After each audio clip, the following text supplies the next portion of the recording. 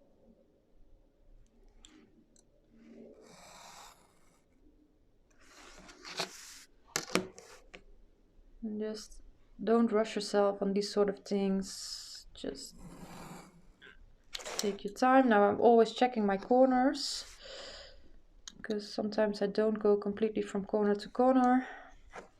Let's see how I did. I didn't do a good job at all. That's just because I just got chipboard with this knife. So I think it's a little bit dull. So I'm being brave here, going without my ruler.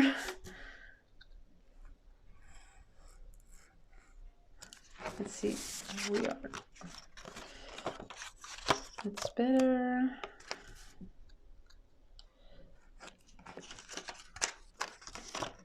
Yes, and it's out. Okay, so we have that window. Then we have our pieces of acetate. In the cutting guide, I provide for acetate that measures 2 7/8 by 3 7/8. Now you could get away with 3 by 4 probably, if you prefer to do it, but I just want to make sure that I'm in between my score lines and not going over the cut edge, and I think this measurement is just perfect for it. So that's up to you as well. Now I have a personal preference to put double-sided tape on my acetate, but I'm also placing double-sided tape around the perimeter of my window. This will be enough, really, but that's just something that I prefer personal, that when I go to this side of the acetate window, this is stuck as well. Yeah, it's just something that I do. It's not really completely necessary, but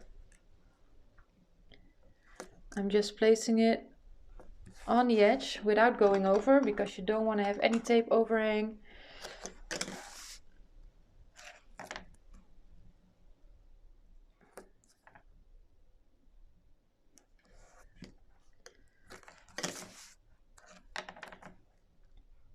And this is I've said it a couple of times before, this is a 1/8 of an inch tape that's actually closer to 3/16 of an inch. And because I am doing it around the window on the cardstock and on the acetate, I use this size. If I would only use it on the acetate, I would probably choose a 1/4 of an inch tape. So I give that a burnish, and I am removing the tape backing.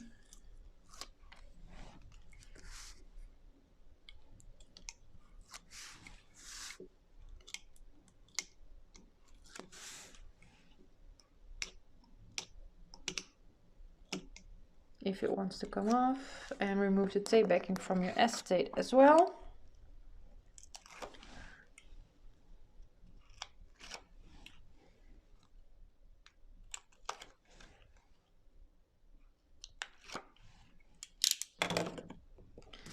And now carefully place it over, making sure all your tape is covered and you stay in between your score lines.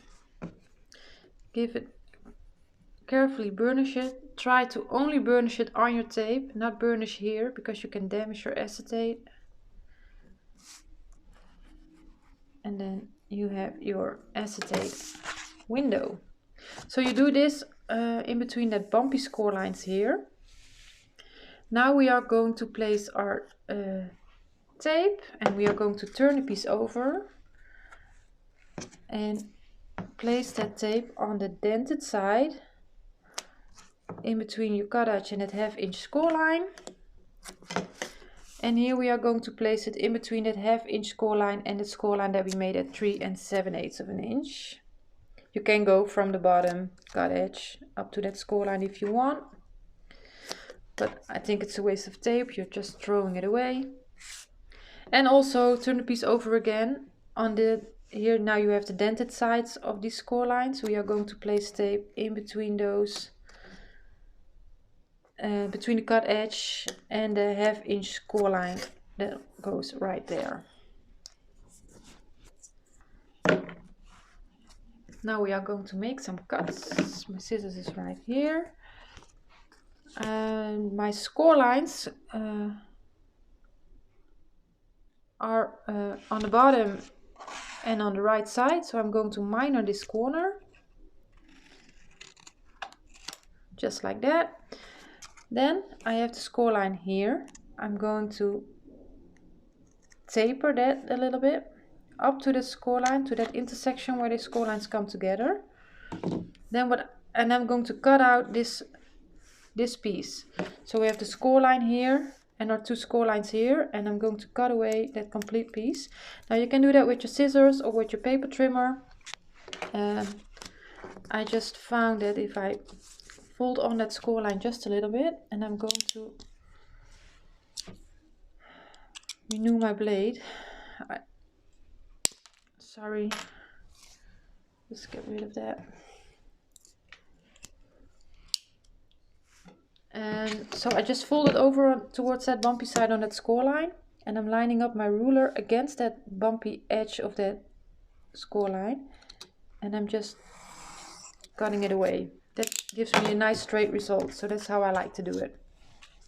And last thing but not least, we have our score line here, and I'm going to taper that as well. Make sure you taper it from the first score mark, that 1/2 inch score mark. And that's our piece. So now we can make our folds. The first fold I'm making is on the 3 7/8 inch score line.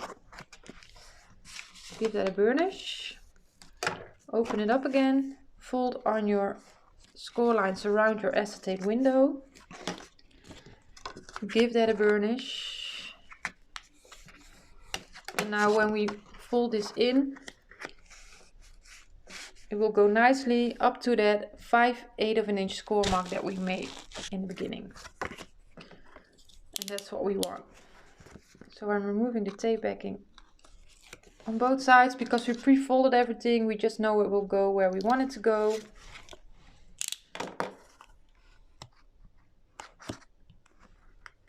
So we can just place it and burnish it, and that's our waterfall piece.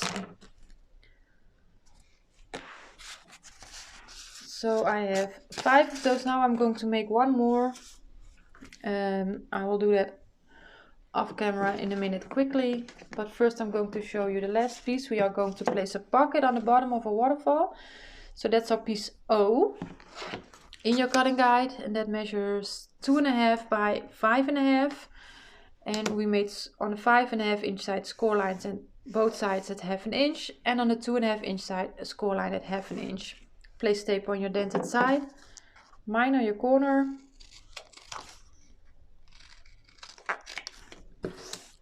fold on your score lines,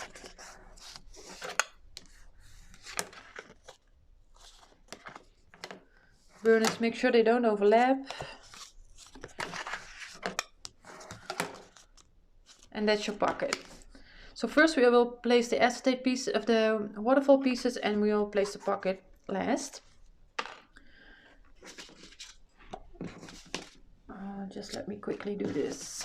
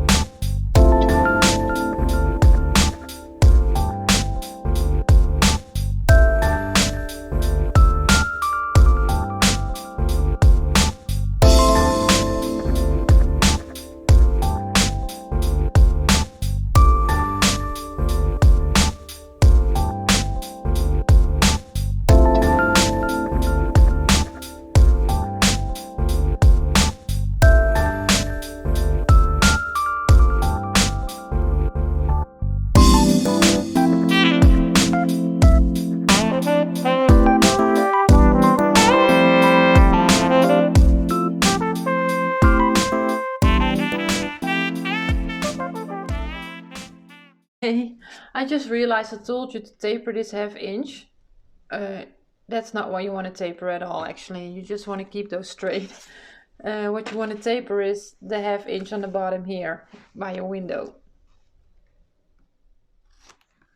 So sorry about that. I'm just going to leave it like that because it's not a big deal. I'll probably place a piece of pattern paper on those 1/2 inches anyway. But you don't have to taper them at all. It's actually making it a little bit more difficult to line up your pieces of your waterfall straight if you taper those 1/2 inches. So please don't do it.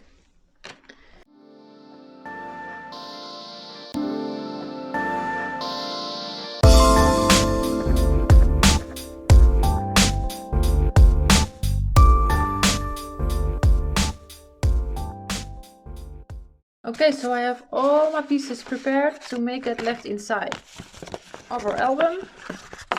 And I'm going to do that piece that I've tapered last on the waterfall. Let's get our cover back in.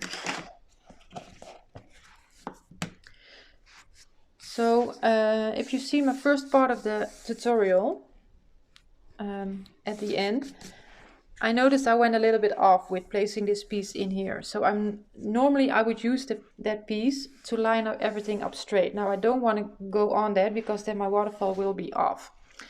So what I did to make sure that I'm straight is my pieces are 4 1/4, and I just measured how many spacing I would have on both sides if I would center the piece. Now that's 3/8 of an inch from folding to folding on my cover. So I made a pencil mark 3/8 of an inch inwards from this folding edge. And that is going to be my guideline on placing my pieces. So even if your piece is straight in there, it can still be helpful to make that little guideline there. Really lightly, so you can erase it, or yeah, you won't be able to see it very good if your pieces are on there. So I did it a little too lightly perhaps, so just making sure I can see it a little bit better. Now the first piece that we are placing in there is your end piece from the cutting guide. It's just that single piece.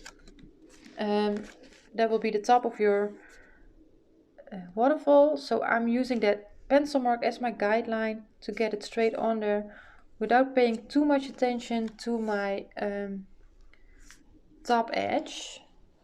The only thing that I want to make sure is that it's not looking really ugly. So maybe I can decide on placing it a little bit higher or lower on that pencil mark.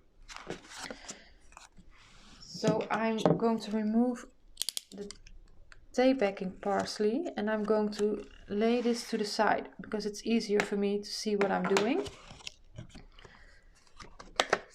So I'm using that pencil mark as my guideline. See if I like how it lays on the top. And that just went right back there, and now I want it to stick out.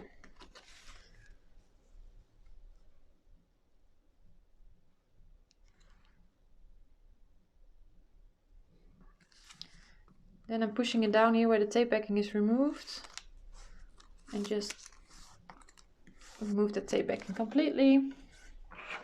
And my first piece is on there. Now again, I tapered these hinges, what I should not have done. So I haven't folded all my fold lines on these flaps as of yet, so let's do that before I attach them. Just fold on both score lines. But I'm going to want to see that 1/8 of an inch gusset. So make sure you fold only on that first 1/2 inch. Again, I'm going to remove the tape backing just partially. And I'm lining up my piece, bumping it up against that 1/2 inch of the first piece, lining it up with my pencil mark. And I can do a double check to see if they line up, and they do. So, and again, my tape backing just went back where I don't want it. So let's do that again. Please stay out.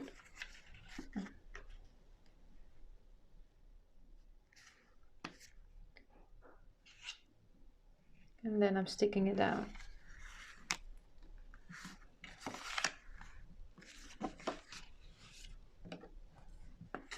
So that's the second piece. So I'm going to repeat that process on all my pieces.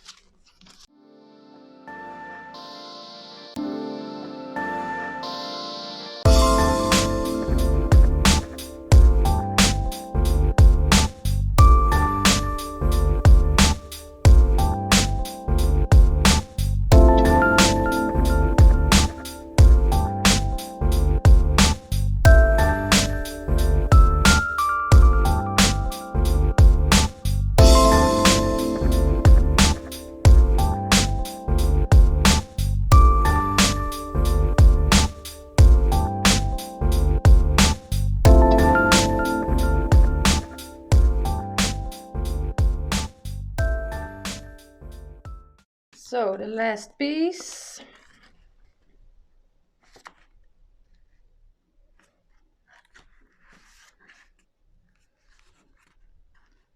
That pencil mark that I've made is really helpful for placing your waterfalls. Now I just did it as like because I made that mistake. I never done it before, but I think I will be doing it every time from now on. See, it's pretty straight on there. I still have the bulk. That didn't went away as much as I was hoping, but that 1/8 of an inch gusset, wow, that makes it so much better.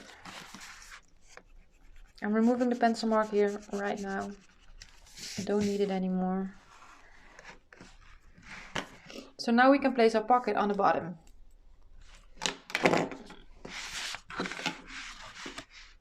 Again, this pocket doesn't go, well, it goes from edge to edge on the piece that we placed on top. But again, I have to be careful that I'm placing it straight. But I think it will be fine. This pocket also helps with hiding your cut here that we made for that waterfall piece.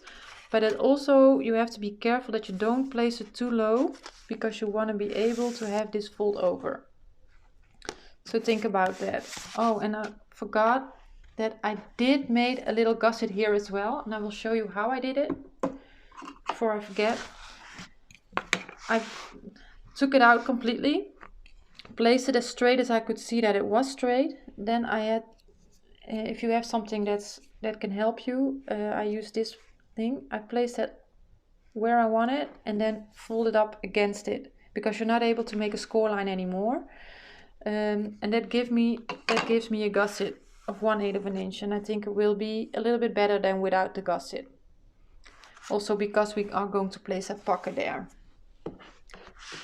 So I'm going to pull it in. So be careful that you don't place your pocket too low, but you can place it all the way to the edge.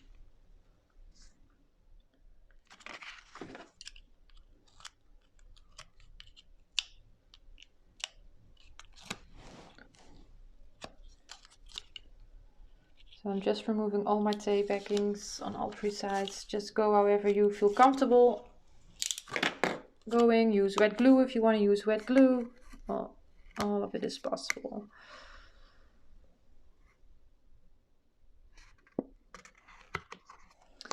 And I like to use 80-pound cardstock for the constructions of my album. For several reasons. I think it's a little bit more sturdy, but also it just helps me to get things on here straight. Yeah, it's easier. It's just easier as well to work with. So yeah, this goes really smooth now. So still, the bulk is still there, but that doesn't really matter to me. I'm going to place a magnet here to keep it all in place. You can also place some photo mats in here, but because of the bulk, I think it won't hold up. So I'm just placing some smaller photo mats just on the bottom, underneath the waterfall. So let's see where I have my magnets.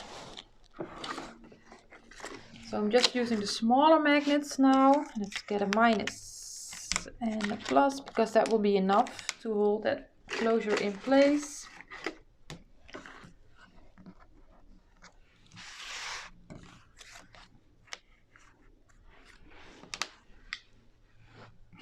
Let's see, I'm just going about there. I'm just eyeballing it a little bit where I'm placing it. I just want to make sure that I'm not too close to my edges, not too close to the edge over here. I'm just peeling it up, that tape backing off. I will put a link to these magnets. I found them on Amazon down in the description box for you. So I used the small, I think it's small size, for these type of things in my album, and I use the larger ones for the closure on my cover.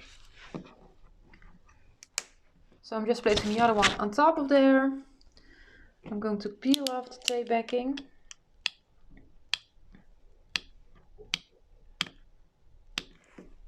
If it wants to come off.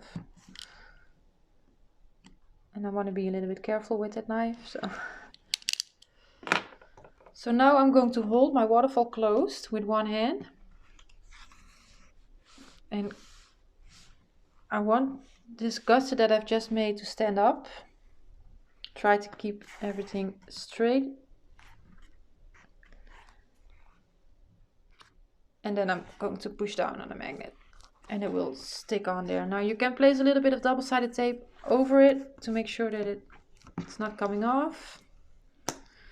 But that's the waterfall.